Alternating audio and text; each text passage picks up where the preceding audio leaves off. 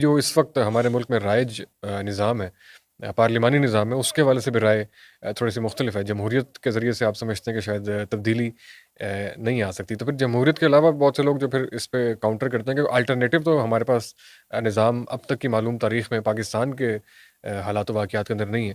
تو آپ کا کیا طریقہ، کس طریقے سے جو ہے وہ تبدیلی سے ہمکنار کریں گے اس ملک کو؟ ایک بات یہ نا کہ ہم پریگمیٹک طریقے سے سوچیں، یعنی عملیت پسندی کو ہم بنیاد قرار دیں۔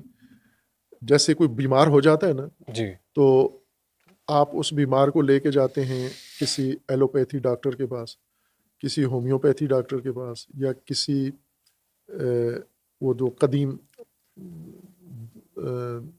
دوا اور سناسی طریقہ ہے، ہاں جی، حکمہ، پنساری جی جی، حکیم کے بعد حکیم والا طریقہ ہے۔ صحیح یہ 3 رائج طریقے۔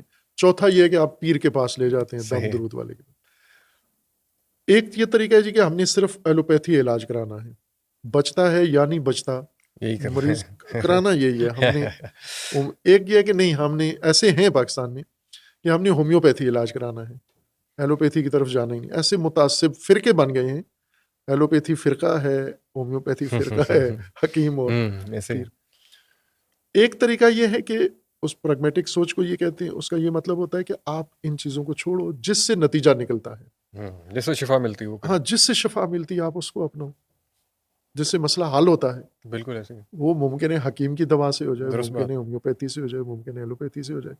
تو آپ یہ تعصبات چھوڑو، آپ یہ دیکھو جس سے نتیجہ نکلتا۔ تو ایک تو یہ کام سیاست میں ہونا چاہیے، پاکستان کی سیاست ایسے میں، ہی کہ جو سسٹم نتیجہ دیتا ہے۔ ایسے ہی ہے، تو سر اس اصول پہ آپ بھی ذرا جمہوریت ٹرائی کر کے دیکھیں نا میں جمہوریت تو ٹرائی ہو رہی ہے نا، نہیں آپ اپنے 76 لیے، سالہ تجربہ ہے ہمارا۔ اچھا یہ ہو گئی ہے، جمہوریت تو بالکل آپ نے تو نہیں کی ذاتی طور پہ؟ نہیں، میں نے نہیں کی، لیکن باقی سارے پاکستان نے کی ہے، تمام سیاسی مذہبی طبقات نے کی ہے، قومی تمام طبقات نے، ہماری فوج نے بھی جمہوریت کی ہے۔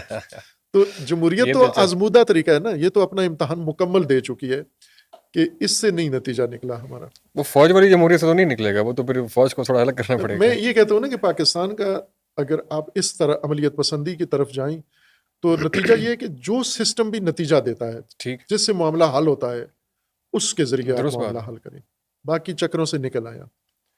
یہ ایک الگ جی بات ہے۔ دوسرا یہ ہے کہ ہم آئیں نظریاتی بنیادوں پر، عملیت پسندی کی طرف چھوڑ دیں، نتیجہ آؤٹ پٹ نہ دیکھیں، بلکہ بنیاد دیکھیں، نظریہ کہ کس نظریے سے ہم نے آگے جانا ہے۔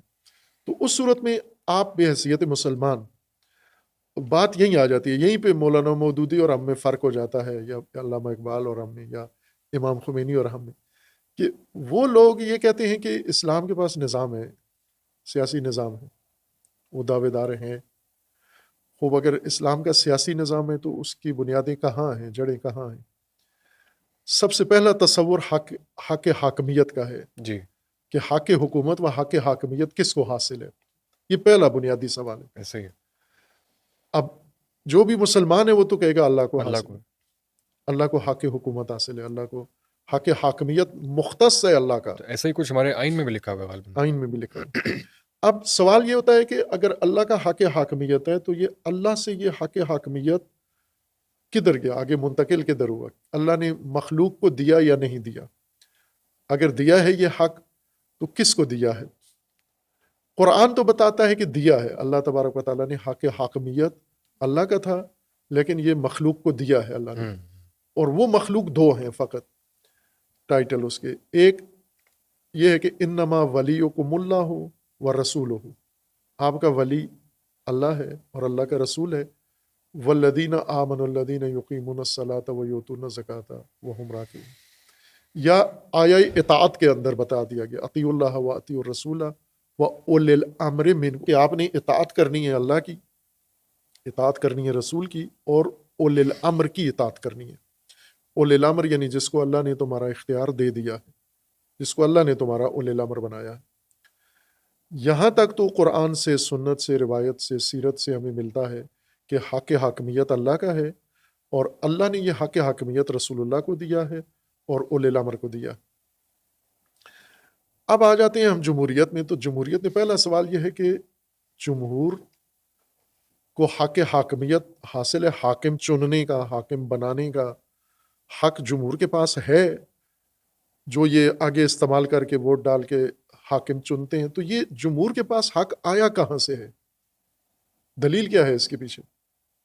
لکیر تو لگ گئی ہے، یہ دلیل کیا ہے؟ دلیل سے ہے نا آپ کہ جمہور کو یہ حق حاکمیت کہاں قرآن میں کوئی آیت ہے کہ حق حاکمیت جمہور تو کو ہے؟ قرآن میں تو بہت ساری چیزوں کی جو ہے وہ دلائل یا احکامات نہیں ہیں، بہت سی نہیں۔ چیزیں جو اب طریقہ چلیں کار سے سنت اور میں آ جاتے ہیں، سنت میں کوئی دلیل ہے کہ حق حاکمیت ان کے پاس ہے؟ عقل کی طرف سے کوئی دلیل ہے؟ کوئی جو اتھینٹک دلیلیں ہوتی ہیں کسی طریقے سے بھی آپ ثابت کریں کہ یہ حق حاکمیت جمہور کا ہے، حاکم چننے کا۔ آپ دوسرے معاشرے کے عام چیزیں آپ دیکھیں کہ جمہور کو وہاں حق حاصل ہے یا نہیں ہے۔ حاکم کا تو آپ نے دے دیا، جمہوریت میں حاکم کا حق جمہور کو حاصل ہے۔ حاکم سب سے بڑی اتھارٹی ہے، سب سے مرکزی سسٹم حاکم حکومت ہے، یہ جمہور کا کام ہے، سلیکٹ کرنا، انتخاب کرنا، تشخیص دینا کہ کون حاکم کی قابلیت رکھتا ہے نہیں رکھتا۔ لیکن آ جاتے ہیں باقی کاموں میں، حاکم تو سب سے بڑی مرکزی ٹھیک اتھارٹی جمہور نے لے لی، اب آگے جو مثلا جج بنانا ہے آپ نے، یہ جمہور کو حق حاصل نہیں ہے۔ اس میں بھی الیکشن ہونا چاہیے کہ جج کو، چیف جسٹس کون ہوگا، سپریم کورٹ کے جسٹس کون ہوں گے، ہائی کورٹ کے، یہ نہیں ہے۔ ہم۔